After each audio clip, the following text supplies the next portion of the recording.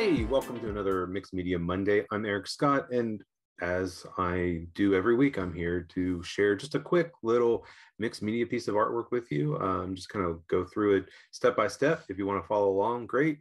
If you want to kind of work on your own, awesome. If you're just watching, that's awesome too. So appreciate you tuning in, and let's go ahead and get into our piece of artwork today.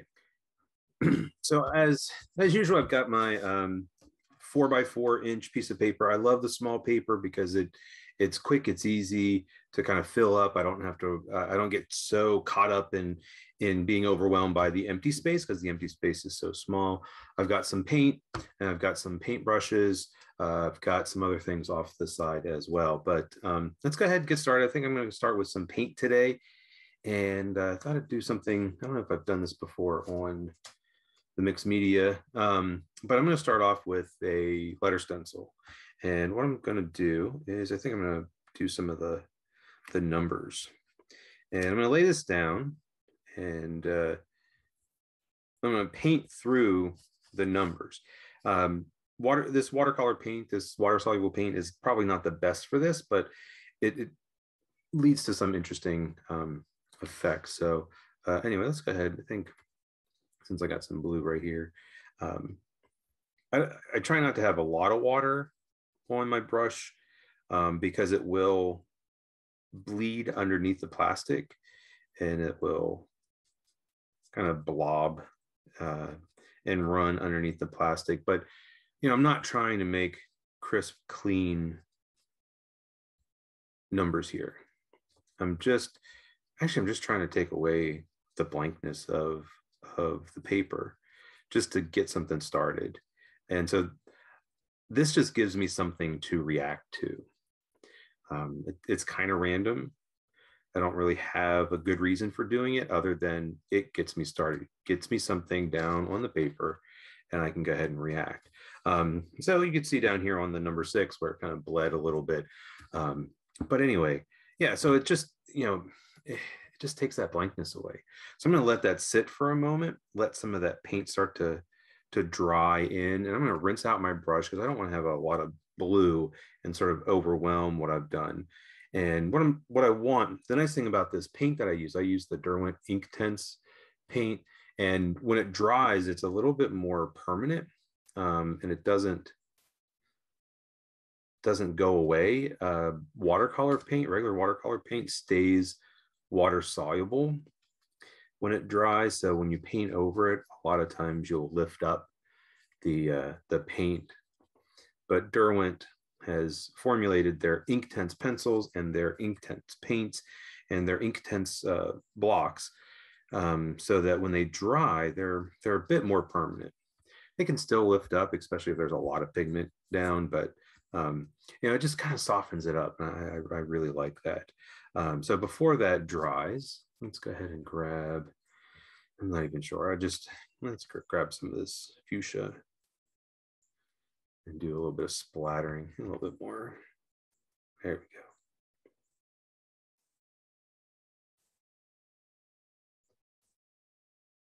go. I like to do the splattering when some of the paper's still wet, because then, you know, where it's drier, you get these crisper little dots, and then where it is wet, you could see how the dots have kind of spread and faded. Let's go ahead and hit that with the hair dryer.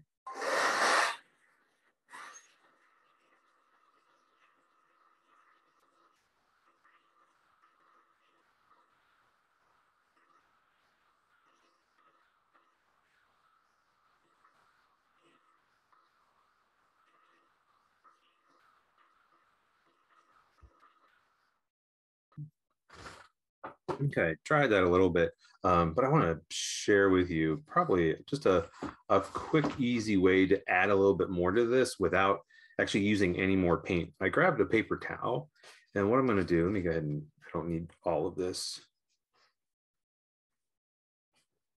The problem with just kind of making stuff up as you go along, you get these ideas and it's like, oh, I don't have anything prepared for that. I was just looking over at the stencils. The stencils still have paint on it.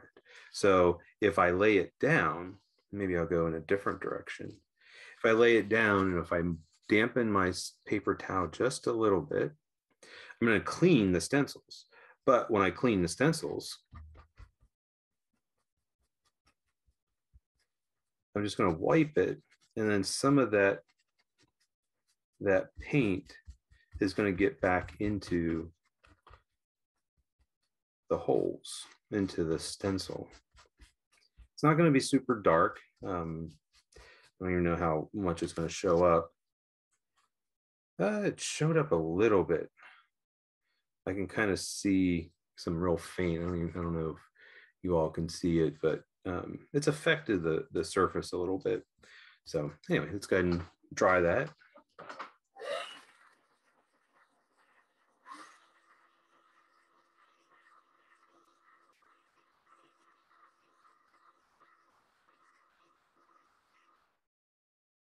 Okay. So one of the things that I think about with these little ones is that this is just a good place to experiment, to try some different things. And I think that's a really good way of being open to like just whatever happens and not getting caught up in like, oh, it's got to be this perfect piece of art. I dug through some of my fodder, and I have all these like little odds and ends of maps that I've used over the years. And you know, it's like you clean up and you're like, oh, that's too big to throw away. And so I'm going to go ahead and use some of those, maybe thin that down a little bit.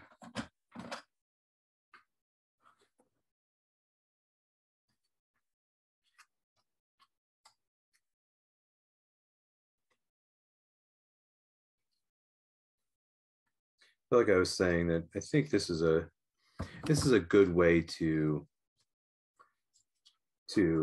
just try things out, just to learn like what you can do.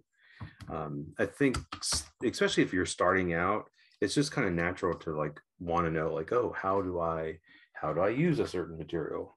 And I'm looking around and I can't find my glue stick. I think it got knocked off by one of my cats. Let me get another one out. Sorry about that. Oops.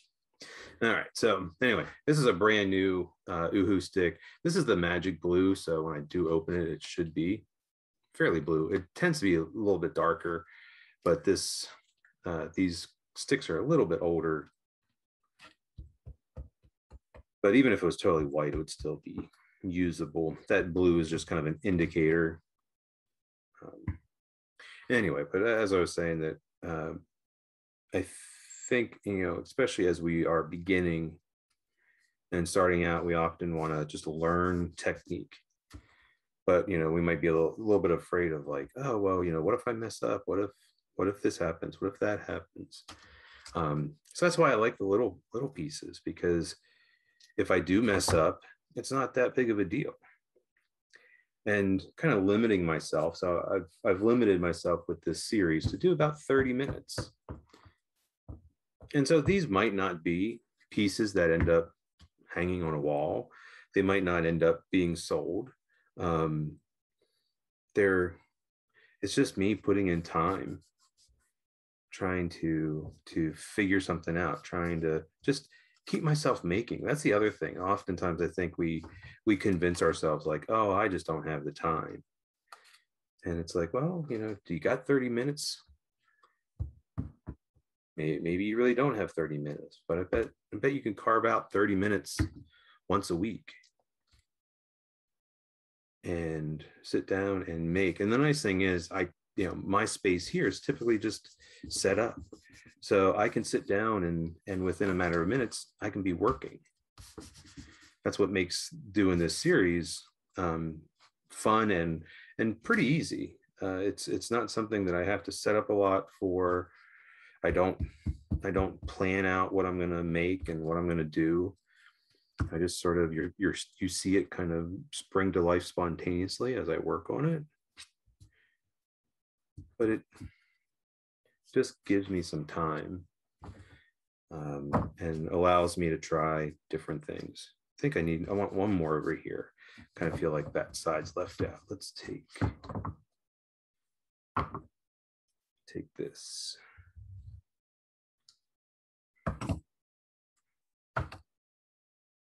That's kind of what this series is all about, is just giving yourself some time, even if it's just once a week, sit down and create something. And as I've said before on this series, is that you don't have to do what I'm doing. You can do whatever you want to do. All right.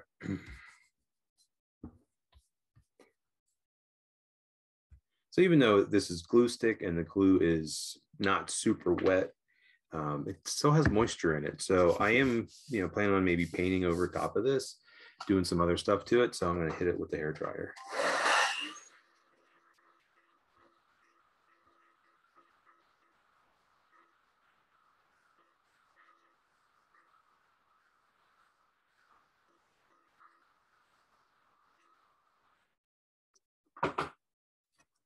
And just really make sure that the collage is glued down and won't come up so easily. It can still come up when I paint on it.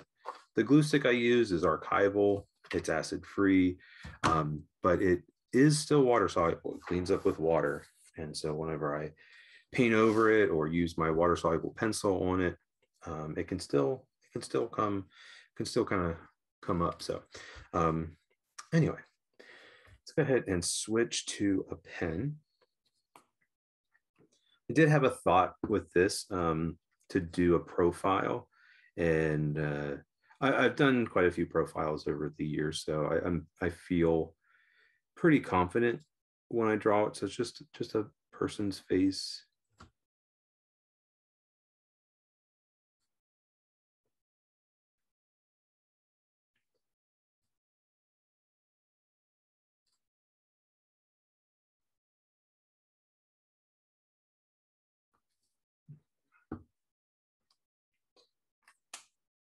So what I like about that is that it gives me a nice negative space. I've got this background space and I've got this space.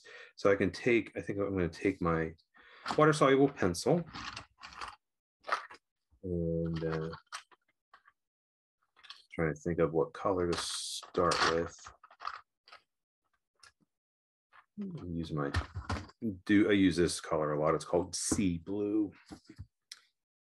And what I'm going to do is I'm going to darken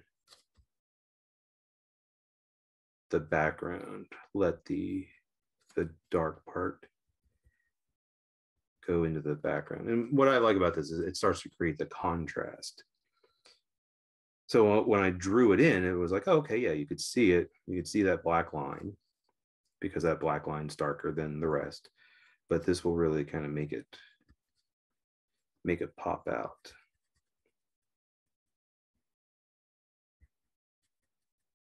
And just shade a little bit.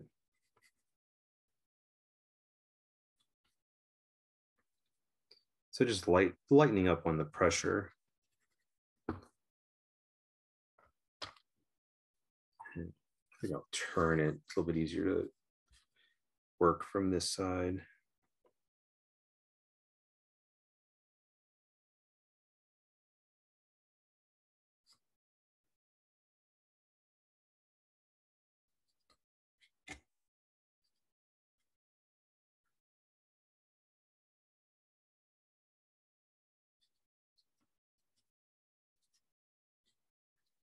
I like the transparent nature of these materials. I mean, I use acrylics a lot as well, but I always come back to the water-soluble materials, the watercolor paint or the Derwent paint.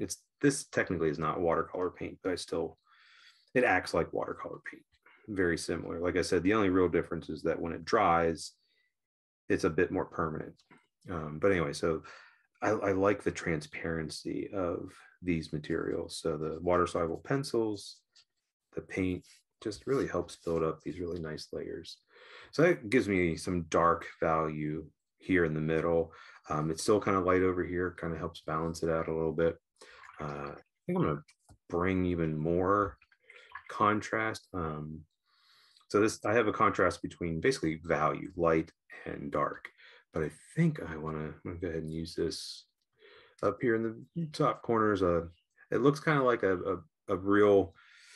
looks kind of like a greenish yellow, but when you put it down, it really is more yellow. It's a cool yellow. So it has just a hint of green in it.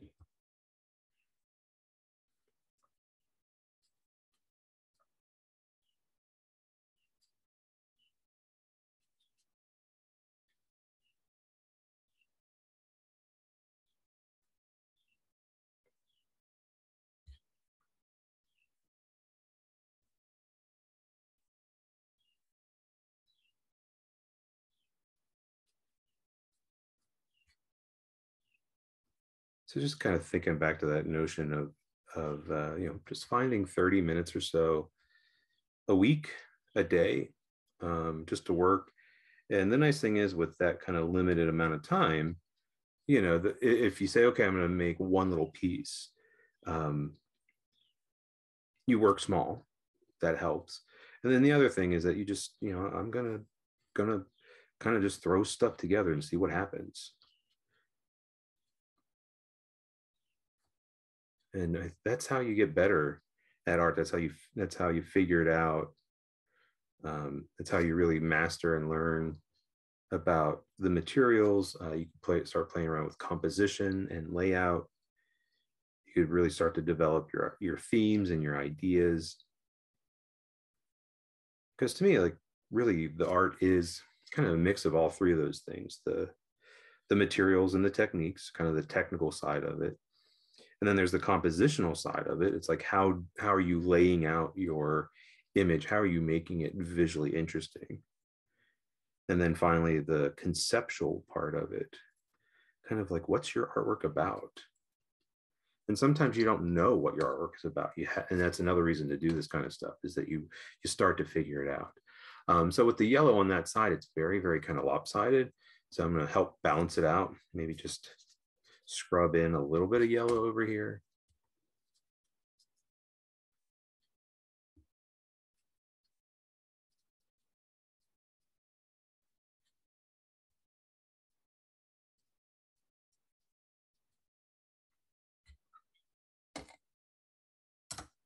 And let's hit it with the hairdryer.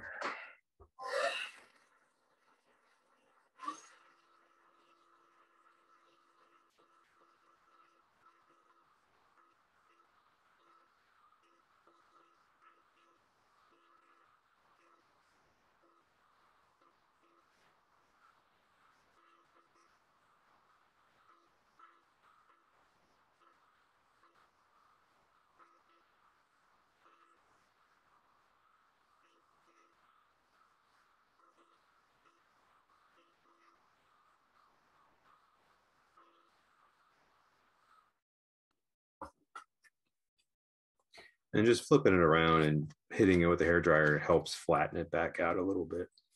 So I want to have more contrast. So I'm going to start to kind of build this area up. I want a little bit more, I guess, want more variety as well. I think I'll use a darker blue maybe. All right, there's one called deep blue. I'm thinking I'm gonna put some lines in here, some stripes. And that's gonna echo the edges of my piece. It's gonna echo the maps. It's gonna make this side feel a bit more together, a little bit more solid.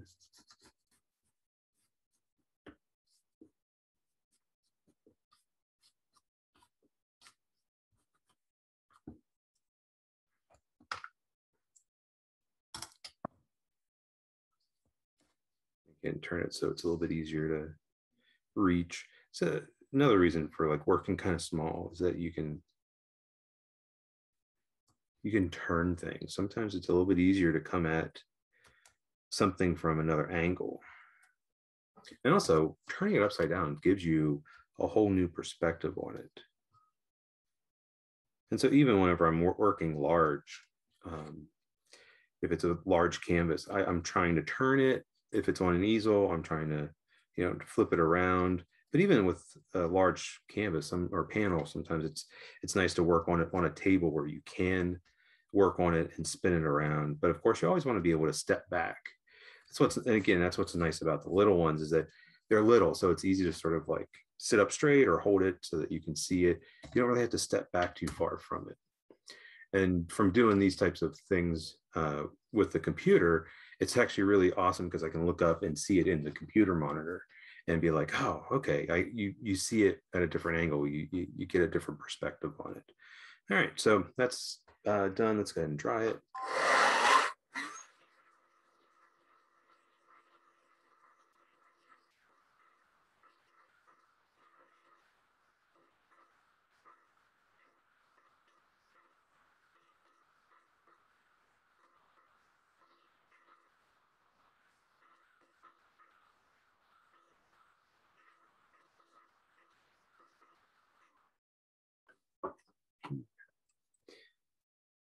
I'm going to pull over a couple of my pens. Start with this one. This is a fine point pen. It's the one that I used when I first drew the profile. So what I want to do is make this line a little bit thicker.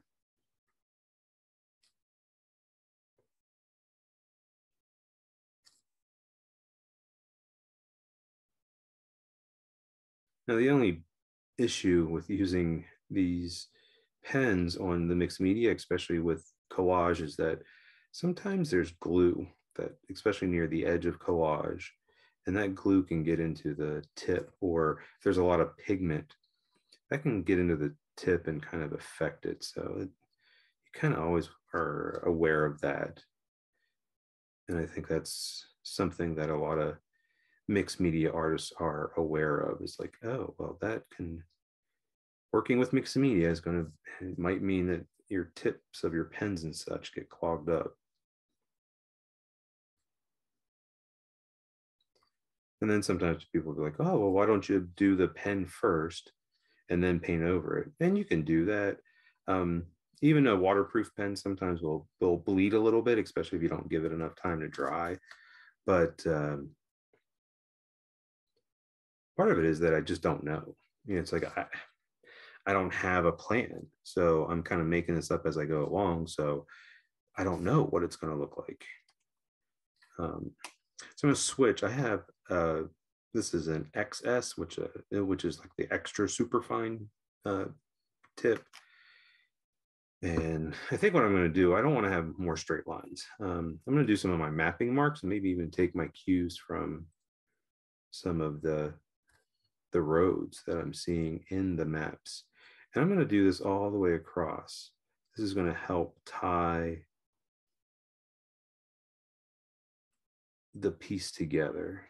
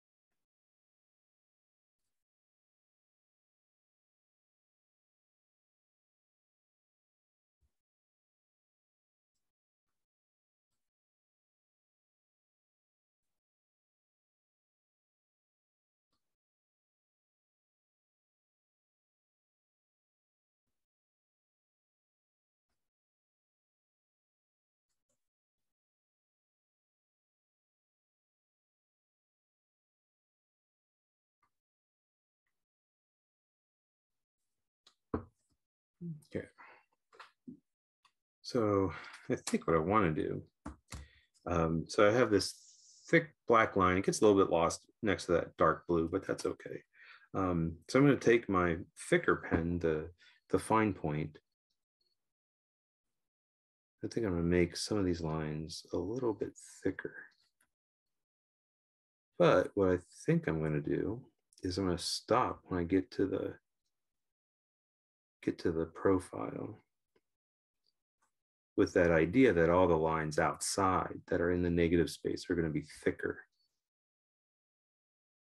I don't know, I just had that thought. You know, it's like I was thinking about, oh, I'm going to draw these black lines, and then just had that thought like, oh, well, what if I used the road-like, the map-like marks and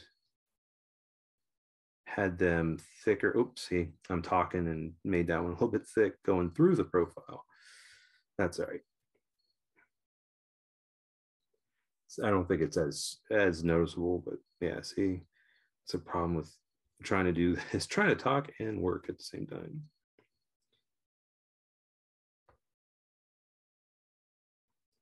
Maybe if I start at the profile and work out.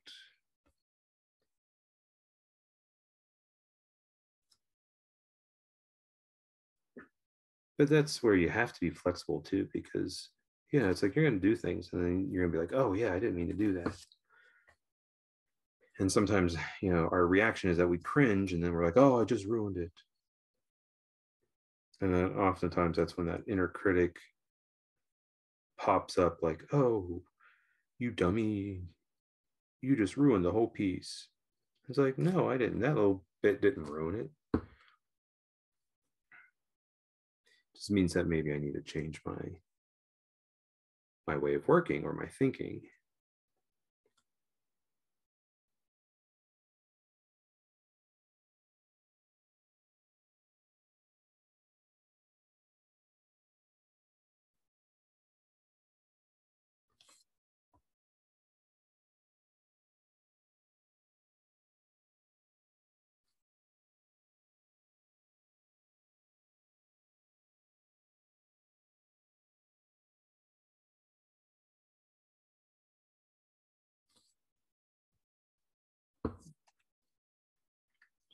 I feel like this up here is missing, so I'm going to do one.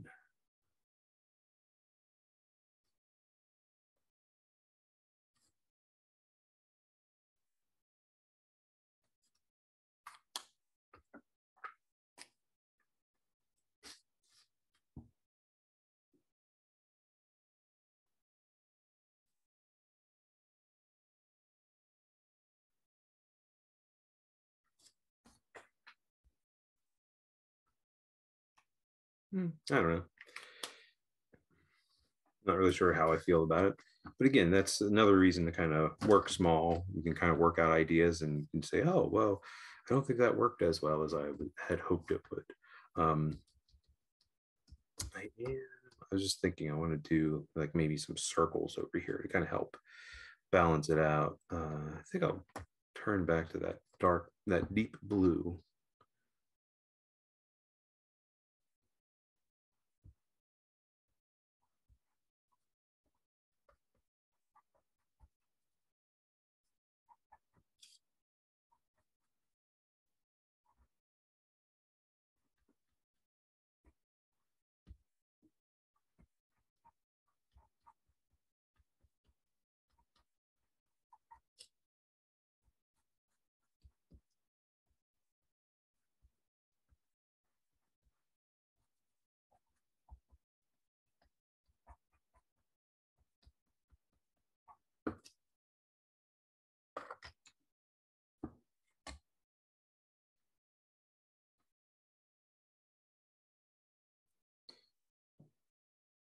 So I just painted or shaded into the background. Now I'm painting around. So some of that black ink might be lifting up a little bit. It might be getting a little bit fuzzy, might fade a little bit, but not too much.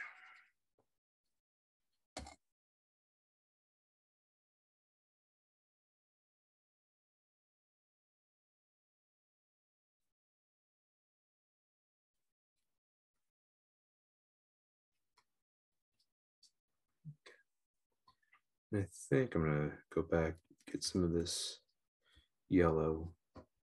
Maybe I'll strengthen this up a little bit.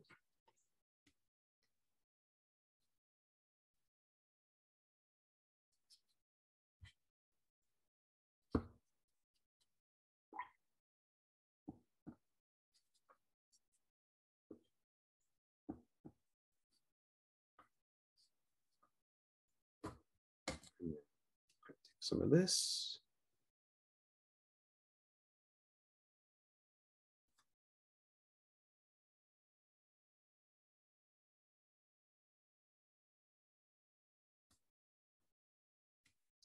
And put it over here in these circles. Just again, to kind of help balance it out, kind of, there's yellow here, big negative space in the back. So anyway, let's go ahead and hit that with the hair dryer.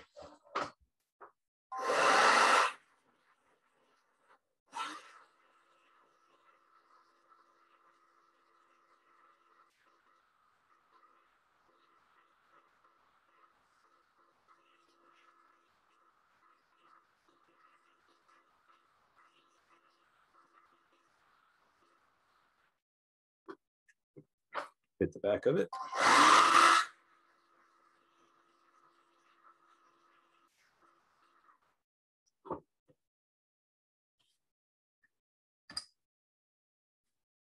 And I think I'm going to call this finished, resolved, done. Go ahead and sign it.